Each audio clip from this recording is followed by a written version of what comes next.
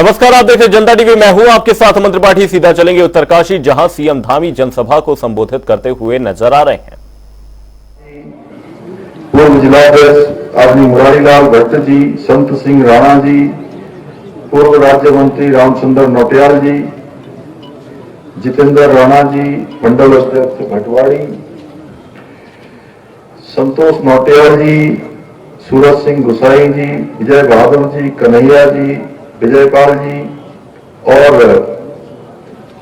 चौहान जी और सुधा जी और बहुत सारे नाम मैं समझ रहा हूं कि मंच पर आसीन हमारे सभी वरिष्ठ नेतागण, सभी पदाधिकारीगण, सभी मंडलों से आए हुए हमारे सभी मंडल अध्यक्ष, सभी जिले के हमारे पदाधिकारी, सभी ग्राम प्रधानगण, सभी हमारे क्षेत्र पंचायत, जिला पंचायत, सभी जनप्रतिनिधिगण और आज इस सभा में बहुत बड़ी संख्या में आए हुए मेरे सभी बड़े बुजुर्ग, सभी उपस्थित माताएं, बहनें, मेरे नौजवान साथियों, हमारे पूर्व सैनिकगण, हमारे एनसीसी के कैडेट्स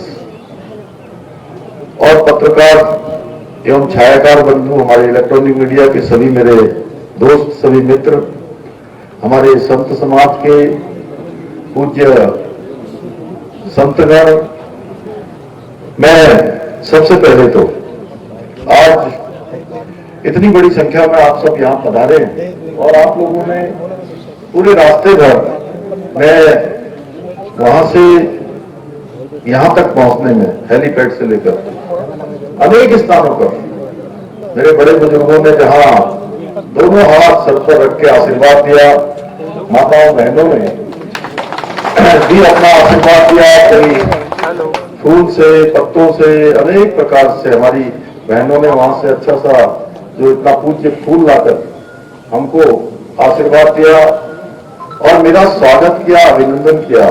मैं बहुत आभारी हूं आप सबका। मैं अपनी तरफ से आपका स्वागत करता हूं, दोनों हाथ जोड़कर आप सबका अभिनंदन करता हूं। मां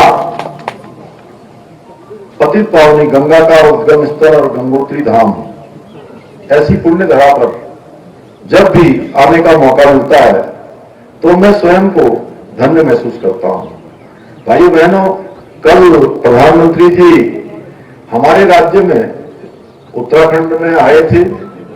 रुद्रपुर में उन्होंने एक बहुत विशाल रैली को कल संबोधित किया और आज मैं उस रैली के बाद सबसे पहले किसी सभा में पहुंचा हूं तो आप सबके बीच में पहुंचा हूं भटवाड़ी में।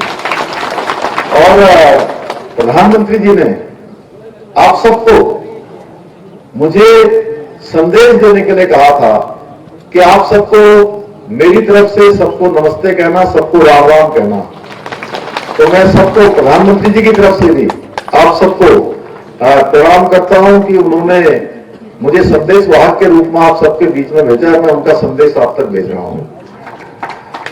भाइयों बहनों, आप सभी जानते हैं कि अभी ये चुनाव चल रहा है और बहुत कम चुनाव के दिन रह गए हैं। आज 3 अप्रैल हो गई है और 19 अप्रैल को मतदान होना है। कम समय रह गया है और कम समय में इस बार देखिए उत्तराखंड से हमको एक बड़ा बहुमत हर एक सीट पर प्रधानमंत्री मोदी जी को तीसरी बार प्रधानमंत्री बनाने के लिए सहयोग करना है, जो उन्होंने 400 पार का नारा दिया है। और यहां से प्रत्याशी के रूप में हमारी माला राज्य लक्ष्मी शाह जी, उनके समर्थन में ही आज मैं आप सबका आशीर्वाद मांगने के लिए आया हूं। आप सब जानते हैं कि आपका दिया हुआ एक एक वोट जो आप देंगे, दिलवाएंगे, लोगों से कहेंगे, वो एक एक वोट हमारे प्रधानमंत्री मोदी जी को और तेज काम करने के लिए शक्ति प्रदान करेगा, उनको ऊर्जा प्रदान करेगा, उनके हाथों को मजबूत करेगा। और कमल पर दिया गया एक एक वोट भारत को पुनः दुनिया का सिरमौर भारत बनाने के लिए, विश्वगुरु भारत बनाने के लिए और दुनिया का नेतृत्व करने वाला भारत बनाने के लिए, और जो विकसित भारत का संकल्प हमारे प्रधानमंत्री जी ने लिया है, उसको साकार करने में बहुत बड़ा योगदान देगा। भाइयों बहनों, हम सब जानते हैं कि आदरणीय मोदी जी के प्रधानमंत्री बनने के बाद देश के अंदर अनेक कीर्तिमान स्थापित हुए हैं, नए नए कीर्तिमान स्थापित हुए हैं। भारत का जो डंका है पूरी दुनिया के अंदर बजा है। आज भारत पहले जैसा भारत नहीं रहा। 2014 से पहले भारत को लोग दब्बू भारत, पिछलग्गू भारत, ऐसे भारत के रूप में हमारी पहचान मिल गई थी। विश्व के मंचों पर जब कोई बात होती थी तो भारत अपने हितों की बात भी विश्व के मंचों पर नहीं कह पाता था। हमारी सुनवाई नहीं होती थी, लेकिन परिदृश्य बदला क्योंकि नेतृत्व बदला। नेतृत्व ऐसे व्यक्ति के हाथ में आया जो भारत के मान सम्मान और स्वाभिमान बढ़ाने का जिसे संकल्प और सौगंध ली थी। और मोदी जी के प्रधानमंत्री बनते ही आज दुनिया के अंदर हमारी पूछ बढ़ गई। आज कोई भी अगर विश्व के अंदर घटना होती है तो पूरी दुनिया भारत के रूप का इंतजार करती है कि भारत का रूप क्या होने वाला है। उसके बाद दुनिया आगे बढ़ती है। भाइयों बहनों, ये नया भारत है और ये नया भारत बनाने का काम मोदी जी कर रहे हैं, लगातार कर रहे हैं। एक अवसर नहीं, कई अवसर है। देखिए, कोरोना महामारी आई, उन्होंने किस प्रकार से पूरे देश को वैक्सीन देने का काम किया, वैक्सीन बनाई, वैक्सीन लगाई और सबको निःशुल्क वैक्सीन दी, गरीबों को। बीजेपी के राष्ट्रीय अध्यक्ष आज 2 चुनावी रैलियों को संबोधित करने उत्तराखंड में आ रहे हैं। इसके अलावा हरिद्वार में 5 अप्रैल को उनका भव्य रोड शो होगा। बीजेपी नेत्री दीप्ति रावत ने बताया कि पार्टी राष्ट्रीय अध्यक्ष 4 अप्रैल को पिथौरागढ़ और विकासनगर में रैली करेंगे। इसके साथ ही देहरादून में टिहरी लोकसभा सीट की टोली बैठक में भी शिरकत करेंगे। दीप्ति रावत ने कहा कि राष्ट्रीय अध्यक्ष 5 अप्रैल को हरिद्वार में रोड शो करने के साथ ही संतों से मुलाकात करेंगे। राष्ट्रीय अध्यक्ष के दौरे की तैयारी को अंतिम रूप दिया जा रहा है।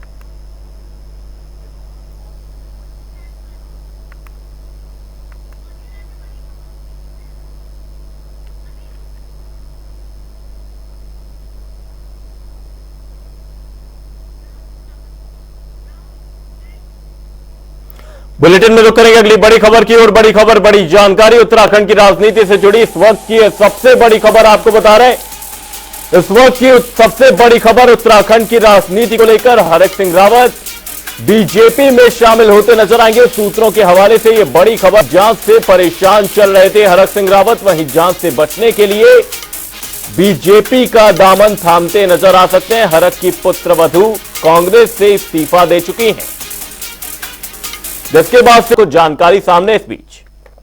जी बिल्कुल, मैं बताना चाह रहा हूं कि काफी लंबे समय से हरक सिंह रावत पर ईडी का शिकंजा कसते जा रहा है। तो हरक सिंह रावत की ईडी पर शिकंजा कसते हुए चूंकि हरक सिंह रावत के ऊपर मनी लॉन्ड्रिंग की और पासपों जंग से रिलेटेड केस दर्ज किया गया है। साथ ही साथ उनके ऊपर यदि बात करें तो उनके जो कॉलेजेस हैं, उनके जो यूनिवर्सिटीज है, उसके ऊपर भी लगातार ईडी की नजर है और लगातार ईडी का कहना है कि आय से अधिक संपत्ति का भी मामला है। साथ ही साथ उनके ऊपर भ्रष्टाचार का भी मामला दर्ज हुआ है। जब वो मंत्री थे तब भी वो उनके ऊपर भ्रष्टाचार का मामला दर्ज हुआ था। तो इस प्रकार से ईडी अपना काम कर रही है।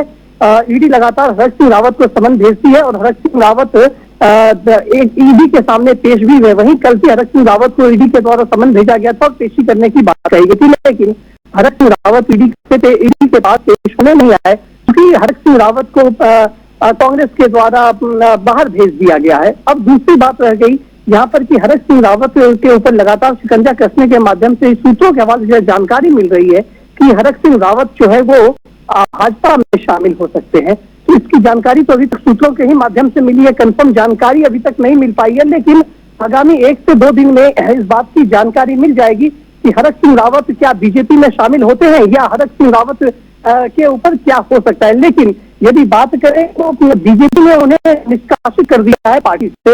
यह कहना गलत होगा कि हरक सिंह रावत क्या कहते हैं बीजेपी में शामिल होंगे, लेकिन फिर भी यह कयास लगाया जा रहा है। सूत्रों के हवाले से यह खबर फैल रही है। तो वहीं प्रदेश अध्यक्ष करण महाराज से जब जानकारी ली गई तो उन्होंने भी स्पष्ट रूप से कहा कि इसकी जानकारी अभी तक तो नहीं है, लेकिन अगर वो शामिल होते हैं तो यह अपने कांग्रेस के जो मेल हैं वो भाजपा में शामिल होने की बात कही है। यानी कि हरक सिंह रावत को कांग्रेस भी एक मेल के तरीके से बता रही है, जिससे भी रखकर कांग्रेस खुश नजर नहीं आ रही है। तो इस जी। प्रकार से यह जानकारी जो मिल रही है, यह जानकारी अभी तक पुख्ता जानकारी नहीं है, लेकिन सूत्रों के हवाले से यह कहा जा रहा है कि बिल्कुल। हरक सिंह रावत बीजेपी में शामिल हो सकते हैं। उत्तराखंड की राजनीति से जुड़ी ये बड़ी खबर सामने, सूत्रों के हवाले से जानकारी सामने आ रही है कि हरक सिंह रावत बीजेपी का दामन थाम सकते हैं। बहुत बहुत धन्यवाद यशराज तमाम जानकारी के लिए। हालांकि सूत्रों की ओर से खबर सामने, पुष्टि इस खबर की अभी तक नहीं हो पाई है।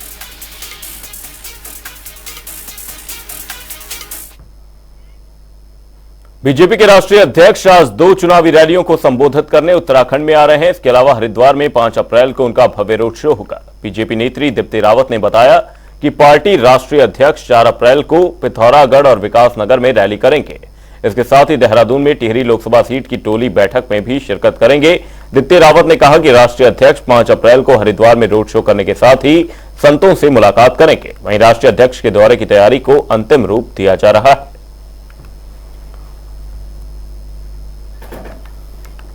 इसी खबर पर हमारे सहयोगी नवीन शुक्ला हमारे साथ तमाम जानकारी के साथ जुड़े हुए हैं। नवीन, आपसे जानना चाहेंगे, बीजेपी के राष्ट्रीय अध्यक्ष जेपी नड्डा उत्तराखंड के दौरे पर आ रहे हैं, क्या कुछ बड़ी बातें रहेंगी इस दौरान?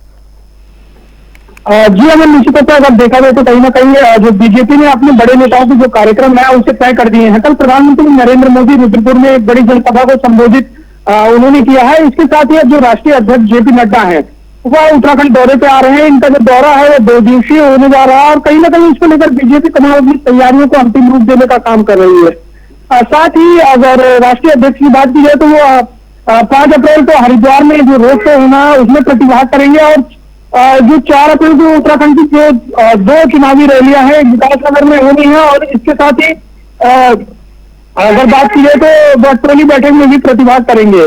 तो कहीं ना कहीं तमाम तैयारियों को अंतिम रूप देने का काम किया जा रहा है, क्योंकि बीजेपी साफ तौर पर ये चाह रही है कि जनता के बीच में किस तरीके से ज्यादा से ज्यादा जाया जाए। चाहे प्रधानमंत्री नरेंद्र मोदी की कल की रैली की बात की जाए या फिर राष्ट्रीय अध्यक्ष जगत प्रकाश नड्डा के जो 2 दिवसीय जो उत्तराखंड का दौरा है उसकी बात की है, तो कहीं ना कहीं बीजेपी जो है कोई भी कोर कसर छोड़ने के मूड में नहीं दिखाई दे रही है। लगातार बड़े नेताओं के उत्तराखंड दौरे हो रहे हैं और इसी क्रम में फिर जो राष्ट्रीय अध्यक्ष हैं उनका उत्तराखंड दौरा लगा हुआ है। वह टोली बैठक में प्रतिभाग करेंगे। हरिद्वार में जो रोड शो का कार्यक्रम है उसमें प्रतिभाग करने वाले हैं। इसके साथ ही जो संत समाज है उनसे भी उनका मुलाकात का कार्यक्रम जो है वो रखा गया है। तमाम सारी तैयारियां बीजेपी कर रही है और रैली को किस तरीके से किया जाए इसका विशेष रूप से ध्यान रखा जा रहा है। तो कहीं ना कहीं बीजेपी अपनी तैयारियों को अंतिम रूप में देने में लगी हुई है। बिल्कुल नवीन, देखना होगा कि जेपी नड्डा का यह दौरा भारतीय जनता पार्टी के लिए उत्तराखंड में किस तरह से कारगर सिद्ध होता है। बहुत बहुत धन्यवाद तमाम जानकारी के लिए। हरिद्वार में चुनाव प्रचार गरमाते बीजेपी के राष्ट्रीय अध्यक्ष जेपी नड्डा नजर आएंगे। उत्तराखंड में लोकसभा चुनाव का शंखनाद हो चुका है, जिसके चलते प्रधानमंत्री नरेंद्र मोदी ने कल उत्तराखंड के रुद्रपुर में चुनावी जनसभा को संबोधित किया। पीएम मोदी के दौरे के साथ ही अब बीजेपी अपने जनसंपर्क अभियान को वृहद स्तर पर आम जनता के बीच में पहुंचाने का काम करेगी। इसके साथ ही प्रदेश और केंद्र सरकार की चलाई जा रही योजनाओं को आम जनता तक पहुंचाने के लिए भी जिम्मेदारी सौंपी गई है। प्रधानमंत्री जी की एक दूरगामी सोच है। उनको पता है कि यहाँ पर जहां पर विंड मिल से बन सकता है, एक विंड एनर्जी से हो सकता है, वहां पर उसकी बात करते हैं। और उत्तराखंड में यहाँ पर हमें बहुत कृपा है सूर्य भगवान की कि यहाँ पर अच्छे से हमें सौर ऊर्जा का उत्पादन यहाँ पर हो सकता है और उसके लिए बहुत सारी प्लांट्स भी लगे हैं, सब्सिडी भी मिली है। आज आप अपने घर पे भी अगर सौर ऊर्जा लगाते हैं तो आपको उसमें भी सब्सिडी है, उसमें भी आपको फायदा है। मसूरी के बीजेपी कार्यालय में बूथ और शक्ति केंद्र के कार्यकर्ताओं के साथ बैठक की गई। इस दौरान सभी लोगों से सरकार की ओर से चलाई जा रही जन कल्याणकारी योजनाओं को लोगों तक पहुंचाने का आह्वान किया गया। इस मौके पर मसूरी मंडल प्रभारी पूनम नौटियाल ने कहा कि 19 अप्रैल को मतदान के बाद आने वाले परिणाम से स्पष्ट हो जाएगा कि पूरा प्रदेश मोदीमय है और बीजेपी को कोई रोक नहीं सकता। प्रदेश में 19 अप्रैल को लोकसभा चुनाव के लिए मतदान होना है, जिसको लेकर कई केंद्रीय मंत्रियों के उत्तराखंड दौरे भी प्रस्तावित हैं। वहीं इन दौरों को लेकर पुलिस प्रशासन अलर्ट मोड पर है। इस पर जानकारी देते हुए एसपी सिटी प्रमोद कुमार ने बताया कि वीआईपी मूवमेंट के मद्देनजर पुलिस प्रशासन ने कमर कस ली है। सुरक्षा व्यवस्था के मद्देनजर अधिक संख्या में पुलिस बल की तैनाती भी की जाएगी। के अलावा जैसा आप जानते हैं कि अब लगातार जो वीआईपी या वीवीआईपी विजिट जो है वो शुरू होने वाली हैं। ये जो रैलियां होने वाली हैं पार्टी विशेष, जिनकी काफ़ी पार्टी के द्वारा स्टार प्रचारकों की सूची जारी कर दी गई है, उनके द्वारा भी हाल में जो है रैली का आयोजन भी होने वाला है। तो उसको लेके भी हमारे द्वारा जो है कमर कस ली गई है, उसमें फोर्स की व्यवस्था की जा रही है और जैसे जैसे जिस लीडर्स की जहाँ भी रैली होगी तो उसके अनुसार फोर्स की व्यवस्था भी की जाएगी और साथ ही साथ ट्रैफिक व्यवस्था पर भी ध्यान दिया जाएगा ताकि आमजन को भी कम से कम इसमें सुविधा हो।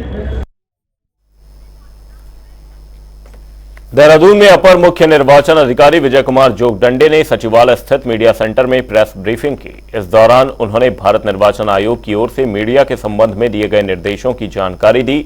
उन्होंने कहा कि मतगणना केंद्र पर केवल प्राधिकृत पास धारक मीडिया कर्मियों को ही प्रवेश की अनुमति होगी। इसके साथ ही उन्होंने क्या कुछ कहा वो सुनिए। जो मीडिया के संबंध में जो इंस्ट्रक्शंस ईसीआई के द्वारा दिए जाते हैं उसके बारे में सबको अवगत करना चाहेंगे। सर्वप्रथम बताना चाहेंगे कि मतदान स्थल पर और मतगणना केंद्र पर प्रवेश के लिए केवल जो प्राधिकृत पास धारक मीडिया प्रतिनिधिगण होंगे उन्हीं को प्रवेश की अनुमति होगी। उसके लिए सभी जो हमारे पत्रकार बंधु हैं या मीडिया प्रतिनिधिगण हैं, आपको अपना विवरण जो है सूचना विभाग के पास उपलब्ध कराना होगा और जो पंजीकृत होंगे उन्हीं को इसकी सुविधा प्राप्त हो सकती है। ईसीआई के द्वारा उपलब्ध कराया गया प्राधिकार पास ही अनुमन्य होगा प्रवेश के हेतु। इसका जो उपयोग होगा, जो हम पासेस आपको अवेलेबल कराएंगे, इसका उपयोग आप बूथ में जाकर जो भी आपका सूचना का कवरेज होता है उसको आप कर सकते हैं। बूथ में जाते समय बहुत भीड़ का जाने को बारे में रोक ईसीआई ने बता रखा है। आप एक के बाद एक अगर जाना चाहें तो उसमें कोई दिक्कत नहीं होगी और कंसर्न जो पीठासीन अधिकारी होगा उसकी अनुमति से ही आप बूथ में प्रवेश कर सकते हैं। बुलेटिन में फिलहाल के लिए सिर्फ इतना ही। कहीं जाएगा नहीं। जनता डी पर खबरों का सिलसिला रहेगा बरकरार। तब तक के लिए नमस्कार।